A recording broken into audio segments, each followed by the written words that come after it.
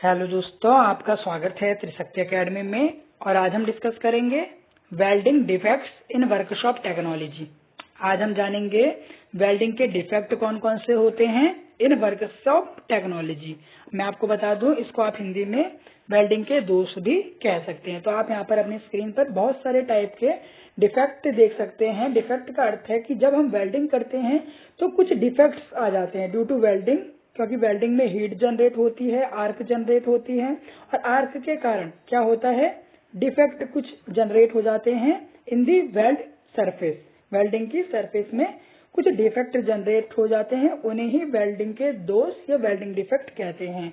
आप अपनी स्क्रीन पर यहाँ पर बहुत सारे डिफेक्ट देख रहे हैं। Incomplete penetration, distortion, overlapping, slag inclusion, cracks, spatter, इन सभी के बारे में आज हम डिस्कस करेंगे वेल्डिंग डिफेक्ट में। तो सबसे पहले हम देख लेते हैं कि कितने प्रकार के यहाँ पर वेल्डिंग डिफेक्ट हैं। तो यहाँ पर आप देखें, पहला है स्लैग इंक्लूजन, दूसरा है crack in weld metal, third है porosity and blow holes, fourth है इनकम्प्लीट पेनिट्रेशन, फिफ्थ है पुअर फ्यूजन या आप इसे इनकम्प्लीट फ्यूजन भी कह सकते हैं, सिक्स्थ है under cutting, seventh is overlapping, eighth spatter, ninth जो है वो डिस्टॉर्शन है, टेंथ कोरोजन। तो ये सभी जो 10 हैं आज जो वेल्डिंग डिफेक्ट, ये 10 वेल्डिंग डिफेक्ट है। मैं लाइन वाइज आपको इनको बताऊंगा कि लाइन वाइज इनकी डेफिनेशन और ये क्यों उत्पन्न होते हैं वेल्डिंग में, तो मैं आपको बताऊंगा। सबसे पहले आप यहाँ पर देखिए स्लैग इंक्लूजन। तो स्लैग इंक्लूजन क्या होता है, मैं आपको बता दूं। स्लैग जो होती है फॉर्म होती है रिएक्शन विद दी फ्लक्स। जब भी कोई इलेक्ट्रोड किसी भी वेल्ड मेटल पर हीट जनरेट करता है ड्यू टू आर्क, आर्क के कारण हीट जनरेट होती है, तो वहां पर क्या होता है, स्लैग फॉर्म हो जाती है। तो स्लैग फॉर्म होती है क्योंकि इलेक्ट्रोड में फ्लक्स लगी होती है जो कि ऑक्साइड को रिमूव करती है। जो अनडिजायरेबल ऑक्साइड्स होते हैं वेल्डिंग के दौरान, उनको रिमूव करती है फ्लक्स। तो स्लैग फॉर्म होती है reaction with the flux due to low density. Low density के कारण ये फ्लोट करने लगती है ओवर दी वेल्ड सरफेस। आप यहाँ पर देख रहे हैं डायग्राम में कि यहाँ पर वेल्डिंग का सेक्शन है।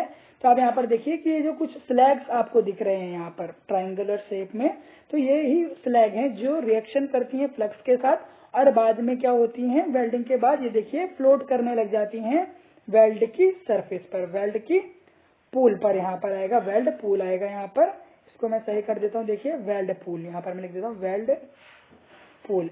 And chipped of after solidification. जब सॉलिडिफिकेशन हो जाता है यानी ये मेटल सॉलिडिफाई हो जाता है, दो पीसीस ज्वाइन हो जाते हैं, तो इनको हटाया जा सकता है। चिप्ड ऑफ, इनको हटाया जा सकता है सॉलिडिफिकेशन के बाद। तो ये होता है स्लैग इंक्लूजन। स्लैग फॉर्म्ड होती है with the reaction of flux, flux के साथ रिएक्शन करके ही स्लैग फॉर्म्ड होती है। जब इलेक्ट्रोड से कोई हीट जनरेट होती है तो फ्लक्स के साथ क्या करती है, रिएक्शन करती है, तो स्लैग फॉर्म्ड हो जाती है और लो डेंसिटी के कारण ये फ्लोट करने लग जाती है वेल्ड की सरफेस पर। दूसरा देखिए आप क्रैकिंग इन वेल्ड मेटल, क्रैक। तो मैं आपको बता दूं, क्रैक जो अकर होते हैं, यहाँ पर आप फिगर में देख सकते हैं कि किसी भी वेल्डिंग सरफेस पर क्रैक आना। ये देखिए, ये कोई वेल्डिंग सरफेस है, इस पर ये देखिए कोई भी क्रैक आना, जहां पर आप वेल्डिंग करते हैं वहां पर क्रैक आना। तो क्रैक अकर करते हैं due to incomplete welding technique. जब आप ढंग से वेल्डिंग को नहीं करते हैं और फिलर मटेरियल ऐसा यूज करते हैं जिसका कॉन्ट्रैक्शन रेट, कॉन्ट्रैक्शन यानी सिकुड़ने का जो रेट है कि वो कितनी जल्दी वहां पर सिकुड़ जाए, मेटल को आपस में जोड़ दे, जो उनका रेट होता है वो क्या हो, यदि डिफरेंट हो as compare to parent metal, यानी पेरेंट मेटल का कॉन्ट्रैक्शन रेट कुछ और है और जो इलेक्ट्रोड है उसका, जो फिलर मेटल है उसका जो कॉन्ट्रैक्शन रेट है कुछ और है, तो इसके कारण क्या होगा, क्रैक अकर करेंगे वेल्ड मेटल में। क्रैक दो तरीके के होते हैं, हॉट क्रैकिंग। हॉट क्रैकिंग अकर तब करती है जब भी हम वेल्डिंग करते हैं, जब भी टेम्परेचर क्या होता है, हाई होता है। टेम्परेचर हाई होगा, जब भी आप वेल्डिंग करेंगे आर्क जनरेट होगी, आर्क से क्या होगा, हीट जनरेट होगी, और हीट जनरेट होने के कारण क्या होगा, दो पीसेस जुड़ेंगे, तो जब वहां पर क्रैक आपको दिखाई देंगे तो वो हॉट क्रैकिंग होगी। दूसरी होती है कोल्ड क्रैकिंग। कोल्ड क्रैकिंग तब होती है जब भी आप वेल्डिंग कर देते हैं और जो पीस है वो क्या हो जाता है, कोल्ड हो जाता है, रूम टेम्परेचर पर आ जाता है, तो आप उसे कहेंगे कोल्ड क्रैकिंग कहेंगे। तो क्रैकिंग भी आप समझ गए हैं। क्रैकिंग इनकरेक्ट वेल्डिंग टेक्निक के कारण होती है। फिलर मेटल के कॉन्ट्रैक्शन रेट, यदि आप कम या अधिक कॉन्ट्रैक्शन रेट वाला ले लेते हैं filler metal as compare to base metal या पेरेंट मेटल, तो क्रैकिंग आपको देखने के लिए मिलेगी। थर्ड देखिए, थर्ड इंपॉर्टेंट है बहुत, porosity and blow holes examination में पूछा जाता है। तो आप यहाँ पर दोनों के डायग्राम देख रहे हैं, मैं आपको बता देता हूँ। ये देखिए, ये पोरोसिटी का डायग्राम है, पोरोसिटी, और इसमें मैं आपको बता दूं ये सेकंड वाला है ब्लो होल का डायग्राम, ब्लो होल। तो मैं आपको बता दूं पोरोसिटी क्या होती है। पोरोसिटी और ब्लो होल दोनों ही जो गैस होती हैं, जब भी आप वेल्डिंग करते हैं जो गैसेस वहां से निकलती हैं, जो गैस बबल्स वहां पर निकलते हैं, जब सॉलिडिफिकेशन प्रोसेस होती है, जब वेल्डिंग हो जाती है तो उसके बाद सॉलिडिफिकेशन प्रोसेस होती है, तो वहां पर जो गैसेस निकलती हैं बाहर, उसके कारण क्या होते हैं, कुछ होल्स, स्मॉल होल्स या वॉइड्स जनरेट हो जाते हैं वेल्डिंग की सरफेस में। तो पोरोसिटी और ब्लो होल्स दोनों ही क्या है, इंट्रैपमेंट ऑफ गैसेस के कारण जो होते हैं जनरेट होते हैं। यानी जब गैसेस निकलती हैं, जब कोई दो मेटल जुड़ते हैं तो उसके कारण क्या होता है, पोरोसिटी और ब्लो होल जनरेट होते हैं। पोरोसिटी जो है वो ग्रुप है स्मॉल वॉइड। आप यहाँ पर देखिए पोरोसिटी वाले फिगर में छोटे छोटे होल्स यहाँ पर क्या हो रहे हैं, जनरेट हो रहे, वेरी स्मॉल वॉइड होल्स यहाँ पर जनरेट हो रहे हैं। बल्कि ब्लो होल्स में जो गैसेस के इंट्रैपमेंट के कारण क्या होंगे, बड़े होल्स जनरेट हो जाएंगे। यहाँ पर आप देख रहे हैं कितना बड़ा होल यहाँ पर जनरेट हो रखा है, तो इसे आप कहेंगे ब्लो होल। और ये ब्लो होल होता है, ये कंपैरेटिवली वेरी लार्ज होता है एज कंपेयर टू पोरोसिटी के। तो ये आपने देख लिया पोरोसिटी और ब्लो होल क्या होता है। फोर्थ वन देखिए, इनकम्प्लीट पिनेट्रेशन। इनकम्प्लीट पिनेट्रेशन कब एग्जिस्ट करता है मैं आपको बताऊं। It exist in groove weld when the deposited metal and base metal not fused at the root of the weld. यानी आप देखिए यहाँ पर ये कोई आप वेल्ड मानिए, ये वेल्ड है और यहाँ पर आप कोई भी मेटल मान लीजिए, कोई भी मेटल यहाँ पर आना है, तो ये मेटल जो है वो प्रॉपरली फ्यूज ना कर पाए, प्रॉपरली इसकी रूट तक ना पहुंच पाए। यहाँ पर देखिए इसकी रूट तक की जो मेटल है ये पहुंच नहीं पाया, तो इसको आप कहेंगे इनकम्प्लीट पिनिट्रेशन। पिनिट्रेशन को आप छेदन कहते हैं। तो छेदन यानी इसमें प्रॉपरली ये इसकी रूट तक नहीं पहुंच पाएगा, तो इसको आप कहेंगे इनकम्प्लीट पिनिट्रेशन। जब ये जो इलेक्ट्रोड का जो फिलर मेटल होगा, यदि ये जो है बेस मेटल के रूट तक नहीं पहुंचेगा, तो उसको आप कहेंगे इनकम्प्लीट पेनिट्रेशन। इस केस में क्या होता है, जो आपका वेल्ड है वो कमजोर होता है, वीक हो जाता है, क्योंकि इनकम्प्लीट होता है वो पेनिट्रेट, इसलिए ये वेल्ड स्ट्रेंथ भी इसकी कम होगी। आप फिफ्थ देखिए, आप पुअर फ्यूजन। फ्यूजन का मतलब होता है हीट। यदि आप वेल्ड को प्रॉपर हीट न दें तो वहां पर जो वेल्डिंग डिफेक्ट अकर करता है उसको आप कहते हैं प्रॉपर फ्यूजन, उसको आप कहेंगे प्रॉपर फ्यूजन कहेंगे। तो यहाँ पर आप देखिए, it is the condition when the molten metal deposited by the electrode do not fuse properly with the cold base metal. यहाँ पर आप देखिए, यहाँ पर ये देखिए, ये आपका क्या है, ये इलेक्ट्रोड द्वारा जो डिपॉजिटेड मेटल किया गया है। दोनों केसेस में आप देखिए, दोनों केसेस में जो इलेक्ट्रोड यहाँ पर मेटल डिपॉजिट करता है वो प्रॉपरली फ्यूज नहीं हो पाता, प्रॉपरली उस जगह पर नहीं पहुंच पाता जहां पर आपको वेल्डिंग करनी है, तो उसे आप कहेंगे पुअर फ्यूजन या इनकम्प्लीट फ्यूजन आप उसे कहेंगे। तो ये भी आपने समझ लिया, पुअर फ्यूजन कब होगा, जब मोल्टन मेटल डिपॉजिट नहीं हो पाएगा properly with the cold metal. तो ये हो गया फिफ्थ, पुअर फ्यूजन। सिक्स देखिए, अंडर कटिंग।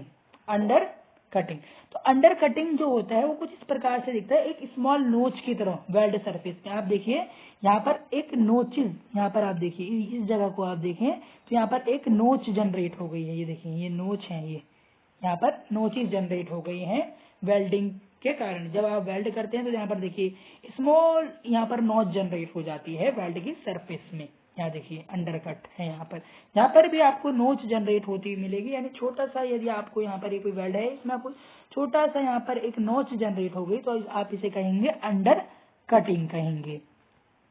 सेवंथ है ओवरलैपिंग। सेवंथ है overlapping. Overlapping occurs when the molten metal from the electrode flow over the parent metal surface.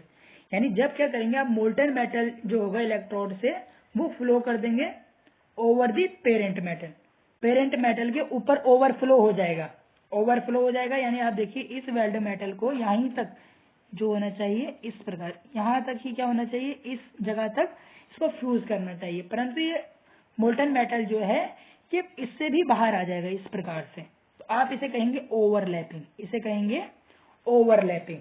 इसको क्या कहेंगे आप, ओवरलैपिंग। जब भी molten metal from the electrode flow कर जाएगा ओवर, इसके ऊपर फ्लो कर जाएगा पेरेंट मेटल के, तो उसे आप कहेंगे ओवरलैपिंग।